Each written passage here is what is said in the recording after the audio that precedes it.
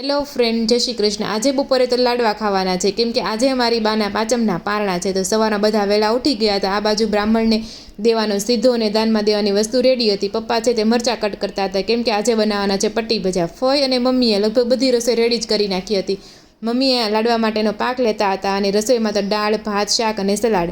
ગળનો પાક આવી ગયો, તેમાં સુરમું નાખીને આશાબેન અને ફોઈ છે તે લાડવા વાળતા ગયા। આ બાજુ મેં બધા વાસણ ઉટકી નાખ્યા, બપોરે એટલા ઓછા ધોવા। બધા મહેમાન અને ભાઈઓ આવી ગયા હતા, બ્રાહ્મણની રાહ જોતા હતા। દાદા આવી ગયા એટલે તેને હાથ જોડી કરાવી। ત્યાર પછી આપણે ગણપત દાદાને મોદક લાડુ ધરી દીધા અને પછી આપણે આરતી કરી અને પ્રસાદ લઈ લીધો। પછી આપણે જે રસોઈ બાકી હતી તે પૂરી કરી। રસોઈ બાકીમાં તો પટ્ટીના ભજીયા અને મેથીના ભજીયા બે જ બાકી હતા। એ બની ગયા એટલે બાને આપણે થાળ ધરી દીધો।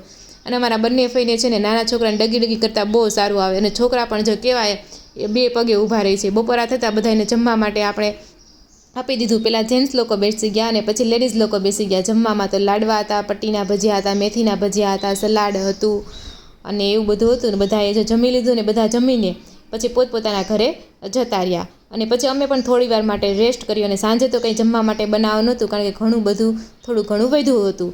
અને પછી જો સાંજે આપણે ગણપતિજીની આરતી કરી અને પ્રસાદ લઈ લીધો। તો આ અમારો મિની બ્લોગ તમને કેવો લાગ્યો જરૂરથી કોમેન્ટ કરજો, અને વિડીયો ગમ્યો હોય તો લાઇક કરવાનું ભૂલતા નહીં અને શેર કરવાનું પણ ભૂલતા નહીં। ફરી મળશું નેક્સ્ટ મિની બ્લોગમાં, ત્યાં સુધી જય શ્રી કૃષ્ણ અને રાધે રાધે।